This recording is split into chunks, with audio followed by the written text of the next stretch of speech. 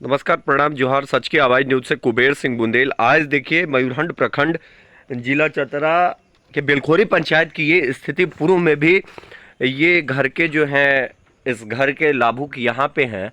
आप आज तक अपने वीडियो सीओ या यहाँ के जनप्रतिनिधि, मुखिया, विधायक किन्हीं को आज तक आप आवेदन दिया? आपने आवेदन दिया? दिए मुखिया जी का। कितने बार आज तक दिया आपने? एक बार बोले जब कॉलोनी फोटो खींचा गया ना जी। तो हम बोले कि मेरा कॉलोनी नहीं आया, सबको आ गया। बोला आपका लिस्ट में नाम नहीं है। तो हम बोले लिस्ट में नाम